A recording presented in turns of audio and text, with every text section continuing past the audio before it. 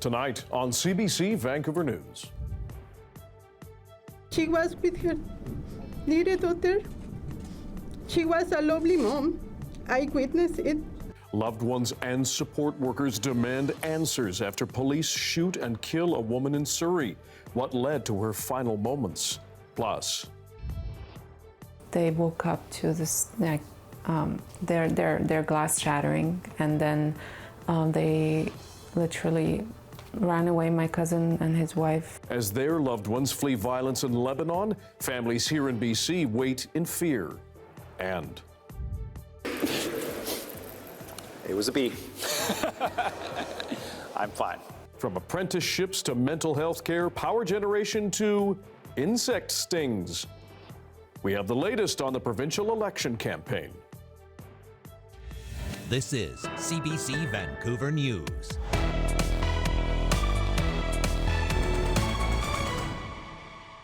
Hello, I'm Dan Burritt. Thanks for joining us. Family members and support workers of a Surrey woman killed by police want answers. Vanessa Valencia was killed by a Surrey Mountie after allegedly barricading herself in a room with her child. As John Hernandez explains, her supporters are demanding accountability and a transparent investigation into her death.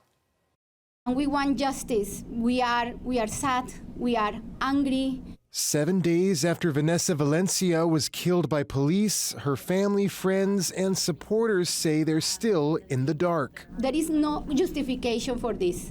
And the community is gonna fight for justice for her and also for her family. Valencia, a newcomer to Canada from Colombia, was known well around her community in Surrey.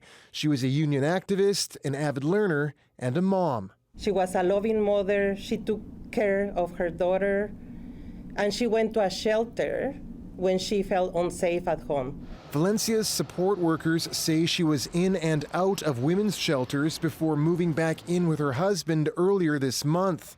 On the early hours of September 19th, police were called to the home. RCMP say she was barricaded in a room, allegedly holding a weapon near a child. After an interaction with an officer, she was shot and killed. What we don't know is if the RCMP followed their protocols using an interpreter. However, we have reason to believe that the interpreter was her husband in this case. We do not know if the RCMP attempted any type of de-escalation. Police aren't commenting on the case, which is currently under independent review. Those who knew Valencia don't believe she would have ever harmed her daughter. She was a lovely mom. I witnessed it. Her family, speaking from Colombia via an interpreter, say they've yet to receive a Canadian travel visa.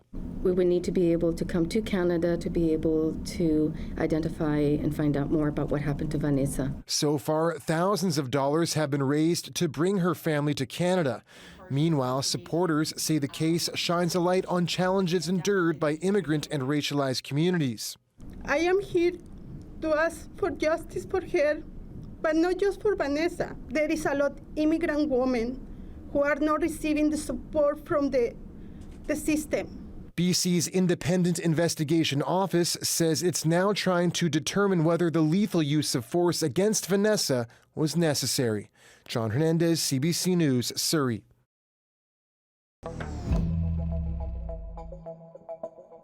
It's been another busy day of campaigning for BC's main political parties. First to the NDP, David Eby is in Nanaimo, where the New Democrats face an uphill battle to hold on to 2 seats amid growing frustration over crime and drug use. Katie DeRosa is the CBC's legislative reporter and joins us with more. Katie, what's the mood in Nanaimo? Well, NDP leader David Eby is holding a rally here in Nanaimo, and he actually just a few minutes ago announced plans to add a new patient care tower at Nanaimo Regional General Hospital. It was a surprise announcement, and it got a standing ovation from people in the room. Eby says it's part of the NDP's focus on addressing ER wait times, which have been a source of frustration in Nanaimo, and improving healthcare services in the Mid-Island. I just heard from Nanaimo Mayor Leonard Krogh. He says that's enormous news, and a new hospital tower was on his wish list. I also asked him what people would like to see in the community, and here's what he said. Looking for a commitment that's serious to deal with the street disorder, and that's a range of issues: mental health, addictions, trauma, brain injury, the homelessness crisis that flows from that, the petty crime that is used to feed addiction. And now Krogh is a former NDP MLA. He has long called for involuntary care for people with mental health and addictions, saying it's inhumane to keep people suffering on the streets. And of course, Eby announced earlier this month that the government would be opening mental health beds at correctional facilities if he is reelected. That would provide long-term care for people with mental health needs. And Katie, Nanaimo's 2 ridings have been redrawn. That sets the stage possibly for both these to be tighter battlegrounds. What are the other main issues and the candidates? Well, the Conservatives are hoping to capitalize on public backlash to homelessness, crime, and open drug use. John Rustad pounced on news this week that the police had arrested several people drug trafficking outside of a Nanaimo safe consumption site. He says it's evidence that these sites, which he called drug dens, are havens for crime. Meanwhile, Krogh told me that he thinks NDP incumbent Sheila Malcolmson has a good chance in Nanaimo Gabriola. She is running against Conservative Dale Parker and BC Green Shirley Lambrecht. He also says that Conservative candidate Gwen O'Mahony has a good chance of winning the Nanaimo Lanceville seat. She's a former NDP MLA turned Conservative. She's running against George Anderson for the NDP and Leah Versayas for the BC Greens. So now John Rustad was in Prince George today announcing his plan to expand energy consumption or energy electrification in the northern communities. And we expect to hear more from John Rustad tomorrow. All right. The CBC's Katie DeRosa in Nanaimo. Thanks very much, Katie. David Eby also had to contend with a small stinging moment at a campaign event in Chilliwack promoting help for trades. We've supported TransLink with $800 million over the last... That was a bug.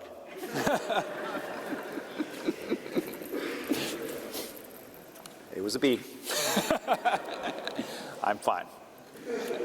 Turns out a wasp got caught in his shirt and stung the NDP leader. He first said it was a bee, but either way, he flung it to the ground, as you can see, where a staff member finished it off. The party later sent a campaign email out referring to their leader as David E.B. BC Green Party leader Sonia Furstenau, meanwhile, unveiled her party's mental health care plan in Creston. If her party forms government, she plans to expand MSP coverage for mental health services with access to 6 fully covered visits to a mental health professional. The party says it wants to make mental health accessible, effective, and safe for everyone in the province. Mental health is something that we have to recognize as being a part of our healthcare system. We have a lot of conversation right now about involuntary mental health care, but what we are lacking in British Columbia is a voluntary mental health care system. Furstenau says some people who need mental health support may not be able to afford it. The Greens also plan to regulate psychotherapy treatment and review the Mental Health Act. They also want to make mental health a 4th option for 911 calls and expand care teams. Furstenau also faced questions over the Greens' lower showing in recent polls. She says a legislature where one party has all the power will not serve all British Columbians. She's encouraging voters to return a minority government. The BC Conservative Party, meanwhile, has promised, if elected, to change the way sexuality and diversity is taught in schools. SOGI 123 teaching materials have been the subject of controversy since they were established in 2016. But as Chad Pawson explains, those educational resources are proving to be a key issue in this year's election. Marching, chanting, and even fighting. How gender and diversity is taught in schools and with what materials has created conflict on BC's streets. The issue could factor in the province's election. BC Conservative leader John Rustad promises changes. SOGI itself has become too divisive. It's become very problematic. Many parents want to see it go. So we need to remove that and make sure that parents have their rights to understand and engage with their kids in schools. What Rustad is talking about is SOGI 123, or Sexual Orientation and Gender Identity, established in schools in 2016 as part of anti-bullying policies by the then governing BC Liberals, which John Rustad was a part of. SOGI 123 is not a curriculum, but guides and resources to help teachers address discrimination and bullying and create supportive and inclusive environments for LGBTQ students. Educators say detractors simply misunderstand it. Absolutely a very misunderstood part of education. They have absolutely made schools, classrooms a safer place. That's feedback that comes from our members. It's feedback that comes from students when they're asked. Some parents maintain SOGI encourages children to change genders. Others say it goes against religious values and is an overreach by the public education system. SOGI is infringement upon parents' rights. It's this sentiment that John Rustad has aligned himself with. He got into politics over education. His first election win was as a Prince George School District trustee. His first question in the legislature last October as the new Conservative leader, it was about SOGI.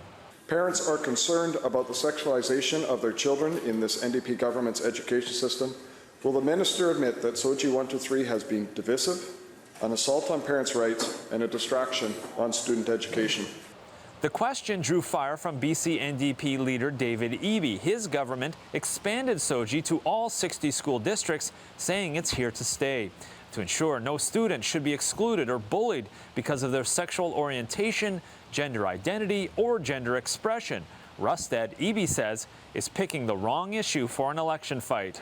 It is outrageous that he would stand here and do this. He sees political advantage in picking on kids and families and teachers and schools who are just trying to do their best for kids who are at risk of suicide, Honourable Chair. Shame on him. Choose another question. John Rustad argues BC classrooms are politically biased and insists changes are needed for schools to be places of learning, not for activism and indoctrination. Kids must be taught how to think, not what to think, he says. It's also not just about SOGI, but books and libraries, alleging some are pornographic and inappropriate. Even though educators say they are not, police in Chilliwack agreed after investigating a complaint about a book at a school potentially containing child pornography. Investigators concluded, while the material may be deemed inappropriate or concerning to some people, said the investigation, it does not constitute child pornography. So why is this an election issue at all if changes to long-established education practices could repel as many or more people they're meant to attract? Political watchers say the issue for the Conservatives may be about showing how different they are from the NDP.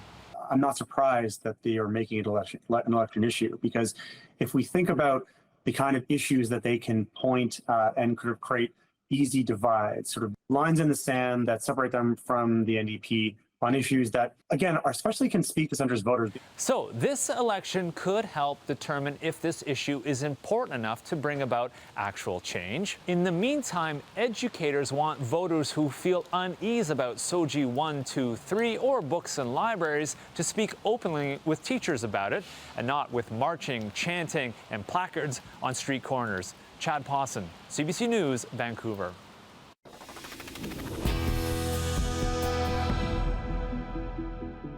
Israel has rejected calls for a ceasefire with Lebanon, conducting strikes near the edge of Beirut. Hundreds of thousands of Lebanese living in the south have now fled their homes toward the capital. Their families here in BC are becoming increasingly concerned as that violence escalates. Michelle Gassou brings us their stories.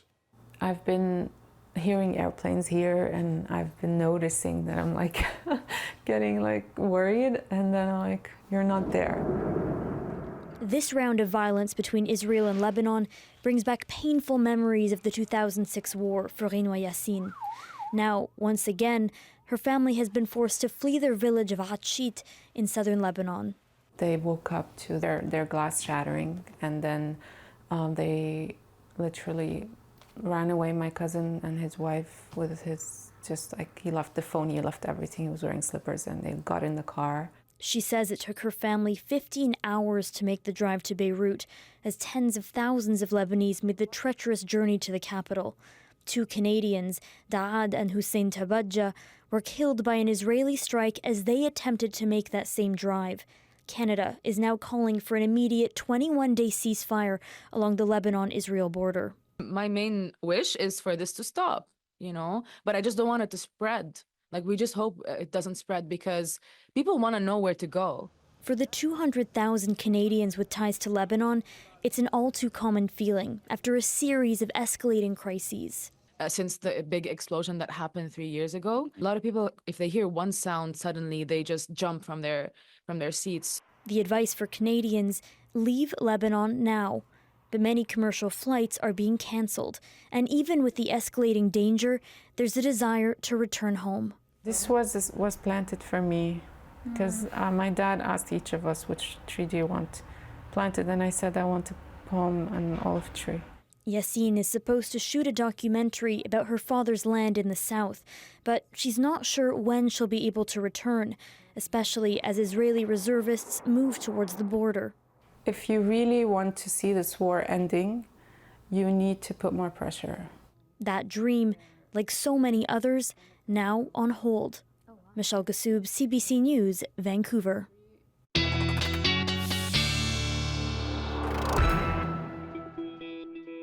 Darius Madavi joins us for a first look at the weather. And here on the South Coast, Metro Vancouver, we're back to fall, aren't we? We definitely are, although the rain's not going to last too much longer here on the South Coast.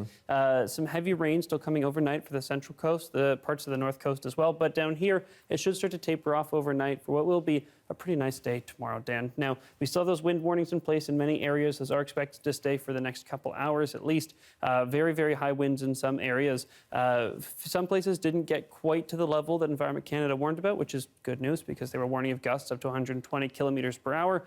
But still potentially dangerous winds and some very heavy rain in some areas. Tofino saw some bursts of heavy rainfall at times, as well as many other places on the island and especially up on the coast. So expect to see some more of that in the next few hours. Also want to highlight along the mountains, we're also getting a decent amount of snowfall. There's a big temperature drop that happened up in the northeast. So we saw some very decent some snow happening up there as well. So overall, the picture across BC is not quite as exciting as it was yesterday, but not bad. Again, there's more rain moving in. Things will start to dry out as we get into tomorrow on the South Coast, although the Central Coast and North Coast actually still expecting to get a decent amount of rain tomorrow. You can see here that atmospheric, not quite atmospheric river, but that stream of moisture that was feeding into the province is moving south. So expect a few dry days ahead here on the South Coast. Again, that precipitation clearing out. Drier day tomorrow, sunnier day tomorrow, especially once we get into the afternoon. Cloud moves back in for Saturday and then starts to clear up again as we get into Sunday, Dan. Okay, we'll check in later. Thanks, Darius. Thank you. Well, after a 5-hour public hearing, the District of Squamish has rejected a temporary use permit for Fortis BC's Workers' Accommodation Lodge. The district turned down the utilities application for a 600-person work camp near Capilano University in a 4-3 vote. The work camp request is linked to the construction of the Eagle Mountain wood fiber gas pipeline running from Coquitlam to Squamish. The environmental group My Sea to Sky says Fortis BC now plans to bus workers into Squamish daily from Vancouver instead. And take a look at this, a live look at VCC Clark Station in Vancouver, temporarily closed right now, as TransLink says crews are dealing with a crane issue nearby. It's not exactly clear what the problem is yet. The Millennium Line is now stopping at Commercial Broadway Station, and you can see the police shut down here on Great Northern Way all the way up to Clark. Again, as well, bus route 84 has been rerouted. The Expo Line and Canada Line are not affected, but again, VCC Clark Station closed. We'll bring you any updates later in the newscast. After the break, we take a look back at the critical issues facing BC's forest industry and what challenges it's still facing ahead of this BC election. Stick around.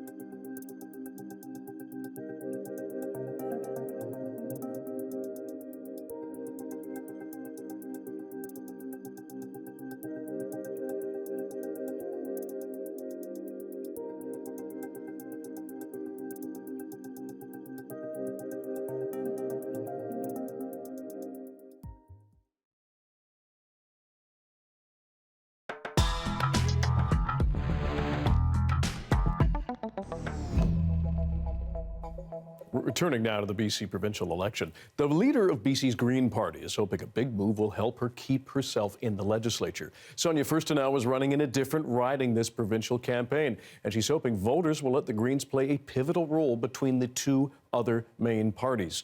Here's our conversation from last week. It's where my home is, it's where my family is, it's where I live. Family is calling Sonia Furstenau back to Victoria. After 2 terms as the MLA for Cowichan Valley, Furstenau is aiming to win a riding long held by the NDP in the capital, Victoria Beacon Hill. My oldest is 30 and he's about to become a father. Fabulous, congratulations. And I'm so excited. And he and his wonderful wife live just a couple blocks from our home in Fairfield. My youngest son is in second-year university. He and 4 of his friends are living downstairs because there's, as you know, a pretty serious lack of affordable housing. Her island roots run deep. Moved to Victoria when I was 20, got 3 degrees at UVic. Oh, is that all? Yeah. And the teacher-turned-politician says she got things done in her first 2 terms. We've had historic investments in Cowichan in the last 7 years. Hospital, a high school, a hospice, a youth emergency shelter, addictions and treatment, successful model for homelessness. Furstenau was part of the confidence and supply agreement the Greens hammered out with the NDP in 2017. She's asking voters to deliver the same this election. We delivered a lot for BC in those 3 years with a minority NDP and the Greens holding the government to account. Minority governments are excellent because the public and the opposition parties are able to hold government accountable. In the last 4 years, we've seen a government just willing to ram through legislation. On the environment, Furstenau says the Greens will increase the carbon tax, but also increase the carbon rebate for low and middle income earners. She pledges to end carbon offsets and invest money collected from industries into climate action projects. Furstenau wants to see a larger shift to renewable energy. Natural resource advocates like Cody Battershill with Canada Action says Canada still needs to share with the world. I hope that the Green Party and all politicians across the entire country will recognize it's time to work together, and there's a lot of good we can do when we build up our natural resource workers in communities. Furstenau is also pushing for free transit throughout the province and a rethink of healthcare, setting up community centres in each of BC's 93 ridings. Then allows doctors, nurse practitioners, nurses, physician assistants, psychologists, social workers, all these allied healthcare professionals to build a team that works for their community. Amid BC's grinding poison drug crisis, Furstenau wants to expand the safer supply of opioids and other drugs and has the support of former Chief Coroner Lisa Lapointe. She's cautious about expanding involuntary care. Let's focus on the much more effective, both cost-effective but effective for the well-being of people, approach to this which says when a person needs help, it's going to be there for them. And while he's chairing the Greens campaign, Furstenau's only fellow Green MLA is not running for re-election. Adam Olson, the MLA for Saanich North and the Islands, is stepping down after 2 terms. He says Furstenau is skilled at working across political divides. Really, do we want to go back to a 2-party binary system where it's, good or bad or good or evil, yes or no?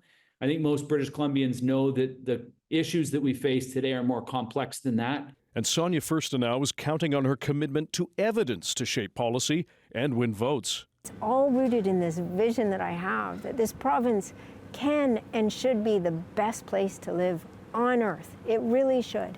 And we can make it that way with good decisions. Dan Burritt, CBC News, Vancouver.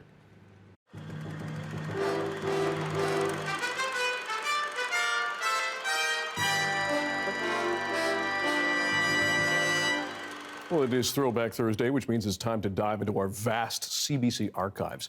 As the election season heats up for us, we're taking a look back at NDP leader Carol James' campaign trail from 2009, a busy time when BC's forestry industry emerged as a critical issue, with it seeing thousands of job cuts under the BC Liberals. Have a look.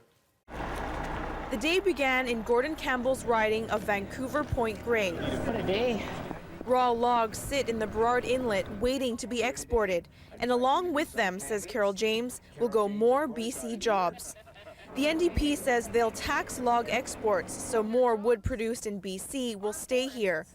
Shipping logs offshore has nearly doubled under the Campbell reign, they say. Since he took office, this industry has been in a tailspin.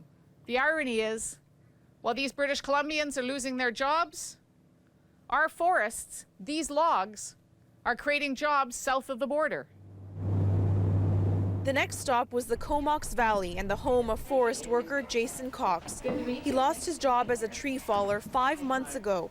The father of two says the forest industry is bleeding. He sees it every day. Log truck after log truck heading for the sort. That wood hits the water and it's gone. Comox is a community built on forest dollars.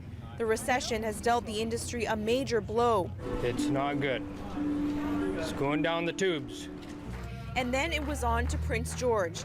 With forestry a key issue in the campaign, it's places like this that have become key ridings. Candidates are logging lots of time here, trying to convince British Columbians they can fix things. The two ridings in Prince George are at the heart of the forest fight. Deputy Premier Shirley Bond and Forest Minister Pat Bell are defending their seats here. With the forestry sector in shambles, the NDP is hoping to pick up at least one of those two seats. Now, as BC's forestry industry continues to grapple with a dwindling wood fiber supply, mill closures and job losses, this is still a hot-button topic for this year's election. We're joined now by Charles Scott, a professor at the University of Northern British Columbia's School of Business. Charles, thanks for your time. First of all, what are the most pressing challenges facing the province's forest industry right now? The forest industry in BC faces several challenges. The first of these is that you are facing a structural long-term decline in the amount of available wood fiber. So if you look at where we were before the pine beetle infestation that started in 1997-98 and killed a lot of the pine trees, and then the subsequent spruce bugs and then wildfires, you're looking at about a 40% drop in the long-term available fiber supply.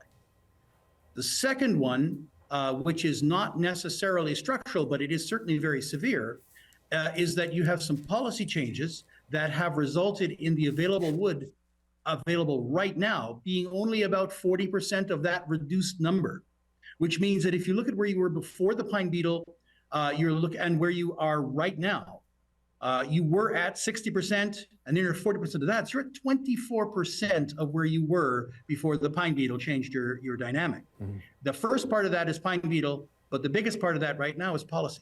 Mm-hmm. And what about the impact of the fact that there has been a tightening of old growth or logging around old growth and the concerns about losing old growth? And that would absolutely have an impact in certain parts of the province more severely than others. So in the central interior, where most of the production occurs, that is a piece of the problem, but it's not nearly as big as it is on the coast. So a much bigger issue for coastal producers than for central interior producers. The central interior producers, it's not zero, but it's not as dominant. How can the provincial government better balance economic growth concerns, particularly when we see numerous mill closures and curtailments this year alone, while also ensuring environmental sustainability? So one of the things that the province has contributed to negatively, one of the ways that it has made a serious situation worse, is by implementing changes without first working out exactly how that was going to work. So when you move from where you were before the beetle to 60% of that, that is severe. But when you curtail that by more than half because you've rolled out policy without figuring out how to make it work right away, now you're getting to areas that you haven't seen harvest levels since the 1960s. And that's why a lot of these mill closures are happening so quickly. So what the province needs to do is make sure that its ideas work before they implement them. And how much of that is balanced off by the concerns that we've heard from industry, from unions about these job losses, and perhaps the adaptations that need to go into whether it's investing in new technology, new approaches? Clearly, new technology is going to be part of the solution. Yes, absolutely. You are going to need to be able to deal with a very different wood profile. You're going to need to deal with different species than you're used to dealing with. All of these factors are essential for us having a viable forest sector going forward. And you need a policy framework that allows you to get at the wood that you can harvest sustainably quickly, reliably, and cheaply. And we appreciate your time. One last question. How confident are you that such a plan, such new or refined policies will come into place in this province? There is no question in my mind that they will come into place. What I am concerned about is how many people will lose their jobs before they do. You've got a lot of people who make a very good living who are discovering that their options are being disrupted, and communities that need those jobs. And if you take a year to work it out, that's a year that many of these folks don't have. So I'm expecting that we can get to a solution that can work. I am worried about how many additional jobs will be lost before that is achieved. Charles Scott, a professor at UNBC's School of Business. We appreciate your time and your expertise. Thanks for joining us. My pleasure. Take care. Coming up, Canada's farmers are getting anxious about export losses as BC's grain strike continues for a third day. They're calling for the government to step in. That story's next.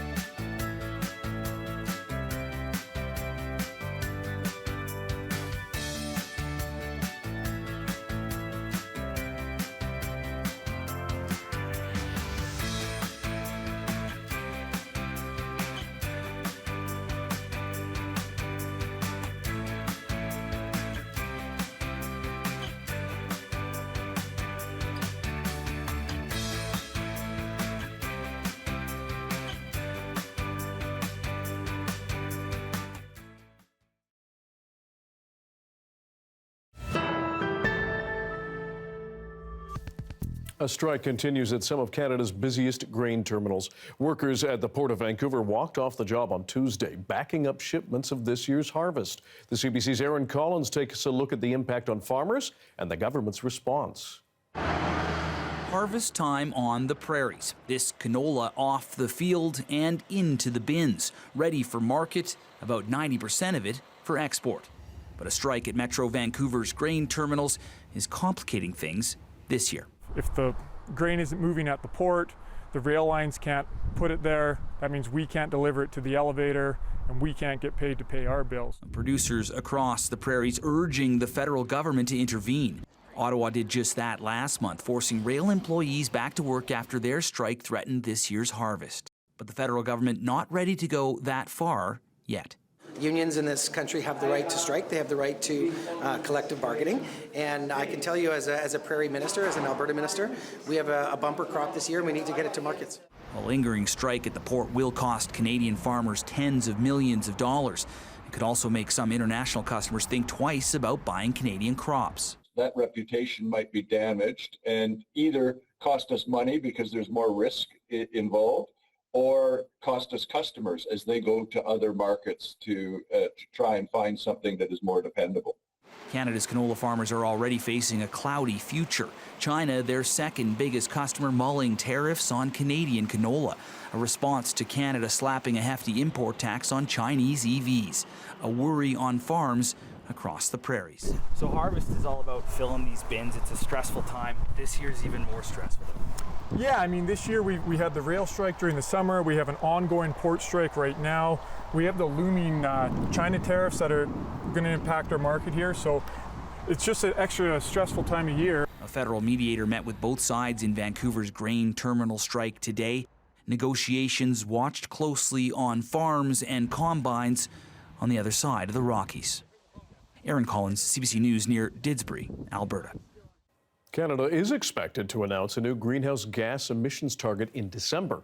As our David Thurton reports, today the country's top climate advisors released their recommendations on what that target ought to be. Canada is one of the highest emitting countries in the world. We are a top 10 emitter of greenhouse gases per person, but also in total. And we have to think about that. Climate scientist Simon Donner says because we are a big polluter, Canada's climate commitments should be big as well. Donner co-chairs the Net Zero Advisory Body, making him and his group some of the country's top climate advisors. The government has asked his group to recommend what our new 2035 climate target should be. That goal will be announced before the end of this year. Canada's current target is as much as a 45% emissions reduction by 2030. The Net Zero Advisory Body is recommending Canada commit to reducing its emissions by up to 55% by 2035, a difference of more than 70 megatons in 5 years. That new goal will bring Canada in line with the U.S. and other Western countries, according to Donner. 50 to 55% falls out as a very reasonable target range.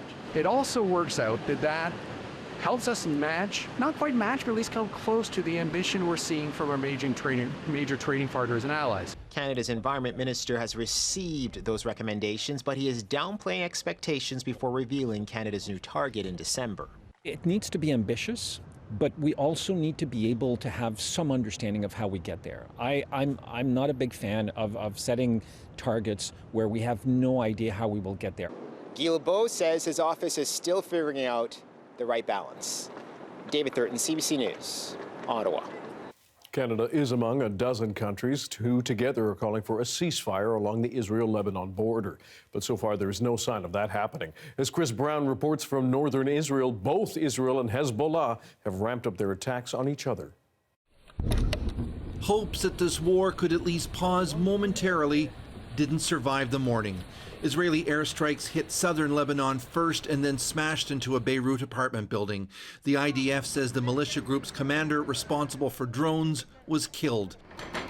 The death toll has soared to over 700, including many women and children. This peaceful family was bombed, said Ali Samaha from a village in the Bekaa Valley. 16 people were killed in a night. This is not a military center. Israeli officials from the Prime Minister on down seemingly rejected a U.S.-French proposal for a 21-day ceasefire. We're continuing to hit Hezbollah with full force and will not stop until we achieve all our goals, said Benjamin Netanyahu en route to the UN General Assembly. In northern Israel, machinery and troops appeared to be building up near the border. There's a siren. Yeah. As our CBC News team headed in that direction, sirens sounded. Overhead, Israel's missile defenses intercepted Hezbollah rockets. The Iran-backed group may be wounded, but on this day, there were near constant alerts with dozens of rockets fired into Israel. And this is the impact of at least one or more of those Hezbollah rockets. A fire up in the hills a couple of hundred meters behind these homes in the city of Kiryat Shimona, a community that's been largely evacuated for almost a year now. Israel has made ending these cross-border attacks a new war goal so that tens of thousands of people can return home, says IDF spokesperson Doron Spielman. For over a year, we've been sitting patiently, absorbing blow after blow after blow, while dealing with Gaza, where Hamas is trying to kill us. And Hezbollah in the north took an advantage. They see Israel's vulnerable. In the nearby town of Safed, people wholeheartedly said no to a ceasefire with Hezbollah. If you negotiate, you're regarded as weak. The only thing they understand is force. We've been living with rockets throwing at us for years. What country would ever allow that to happen? Although much of the world is engaged in trying to pull both Israel and Hezbollah back from an even more awful confrontation, the signs we saw in this key border area all suggested it's not happening. Chris Brown, CBC News in northern Israel. Coming up, we take a look at the aftermath of the devastating wildfire that hit Jasper and why some researchers think another natural phenomenon played a role. Stay with us.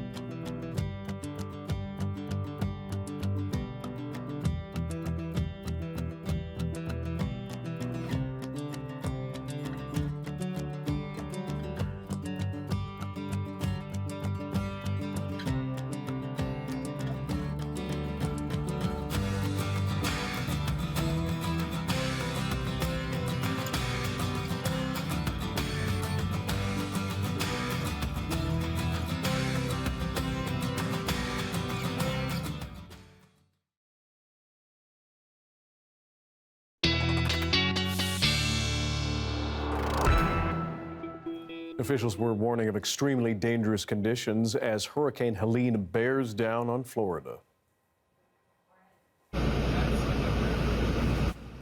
This morning, with Helene still well out at sea, roads filled with water, forecasters are warning of heavy rains and flash floods with winds above 200 kilometers an hour and a 6-meter high surge of water hitting the shore. A swath from Georgia to Tennessee is also under threat. Even Atlanta is under a warning. Insurers are bracing for potential losses of $3 to $6 billion. Darius Madavi is back with a second look at our weather, and we'll get to BC in just a moment. What is the latest with Helene? Well, latest is the National Weather Service in the U.S. has issued an extreme wind warning, which is extremely rare. That means that winds are equivalent to the winds of a tornado. So they're warning that people absolutely need to stay out of the way. The hurricane has continued to strengthen. It is now a Category 4 hurricane. It is a major hurricane. It is also massive. This is a record. It's a near record-breaking hurricane in terms of just the sheer size of it. That means those impacts are going to be felt very, very far out. Those winds, that rain is going to be reaching really, really far out. And actually, if we zoom out here, you can see that rain, that thunderstorm around the eye of the hurricane, but also reaching very high up. Some of the mountains in North Carolina have already received 250 millimeters of rain, and the hurricane is still very far away.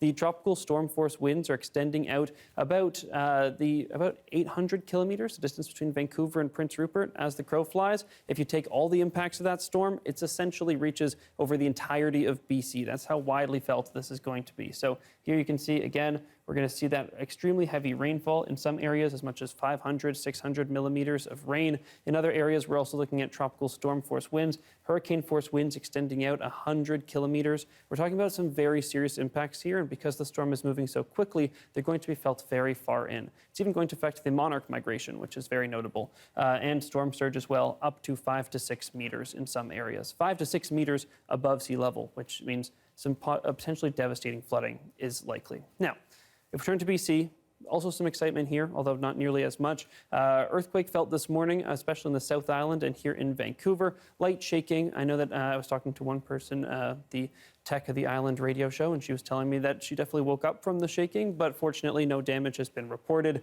In terms of the weather, things are calming down quite a bit more than it has been, so the excitement may be mostly behind us. Still some strong winds in some parts of the island. Central Coast still getting some heavy rain throughout the night at times tonight, so still notable, still definitely notable in the weather, but things are calming down. The next story is probably going to be cooling off. The temperatures are dropping, especially up in the northwest. We're definitely getting into the negatives as our lows in the next few days, although the southern interior is going to be bouncing back and forth between the 20s and the mid-teens. Across the province tomorrow, lots of sunshine in the south, still a bit of precipitation coming to parts of the north, especially over on the coast, and some potential flurries happening up by in the northwest. And in terms of 5-day forecast, Dan, again, we've got a pretty sunny day tomorrow, pretty cloudy day Saturday, and then a bit of a mix of everything. Okay, thanks very much, Darius. Thank you. To a very different climate story now. The intensity of some recent wildfires has created a phenomenon researchers are only beginning to understand: fire tornadoes. Julia Wong has that story. As wildfire ripped through Jasper National Park, the destruction left behind was sometimes baffling, like this shipping container that ended up in a river. This is a locker, and it was obviously blown into this pole here, wrapped around it. Now, researchers want to know whether some of it was caused not by wildfire, but one or more fire tornadoes. We know we have a damage pattern at the surface. It's showing a rotating column of air, but does that rotating column of air attach to a cloud, right? Is it just part of the fire, or is it actually attached to a cloud above? And yet we've had 2 EF3 tornadoes. He says a fire tornado can signal a wildfire's intensity and provide information to firefighters on how to respond. So the team recently visited Jasper to survey the destruction from the sky and document debris. It's really helpful to be able to compare, where that item started and then also where it was carried to afterwards. We can look at the tree directions and do a detailed study there, and we can try to get actual wind speeds from that. This fire tornado in BC last summer was Canada's first recorded, and one of very few recorded globally, the team says. Confirmation of a second would be a big deal. Fire tornadoes are still a very open-ended and brand new field of research.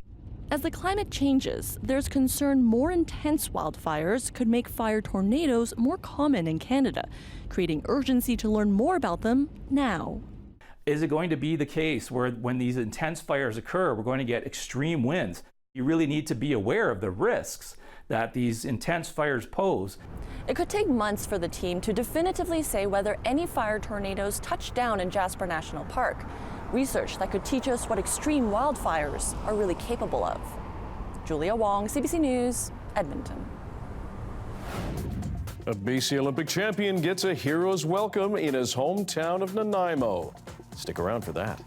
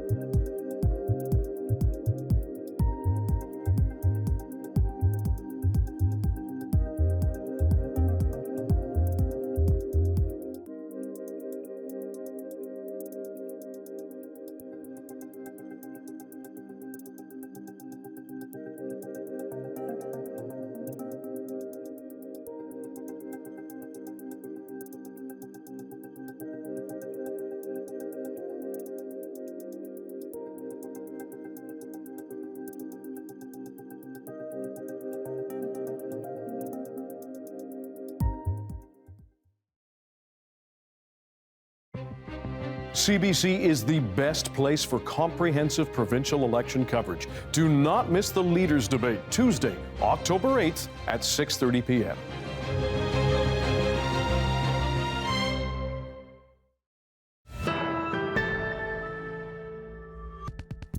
BC-based Olympic champion Ethan Katzberg got a hero's welcome in Nanaimo today. Claire Palmer reports. Please put your hands together for Ethan.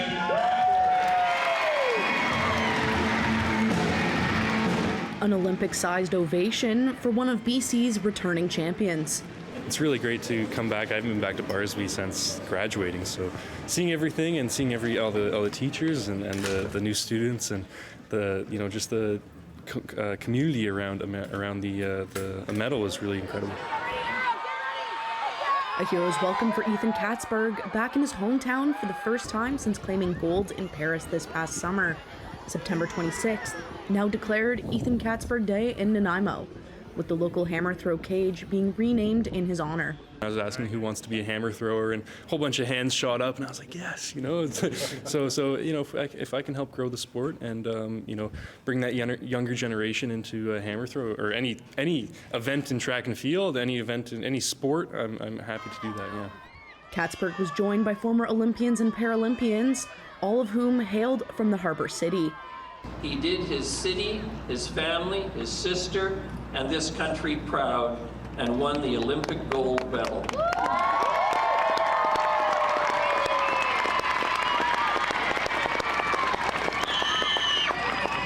And finally, who's going to ever forget watching him be at the Olympic closing ceremonies and the flag bearer for this wonderful country? Ethan, thank you. Thank you, Ethan. Hundreds of students were on hand to mark the festivities and join Canada's flag bearer in a lap around Nanaimo's Rotary Bowl. It was so wholesome. It was really amazing to see somebody who actually went and did the Olympics and got a medal. It was really nice to know that he came from Barsby, and he really showed us that you can really do anything, no matter where you come from. Next, Katzberg says he'll be taking some vacation before turning his focus to next year's World Championships in Tokyo. Claire Palmer, CBC News, Nanaimo. That's great to see. Totally cool.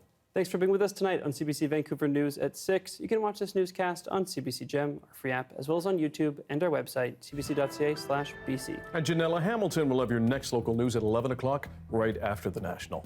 Good night.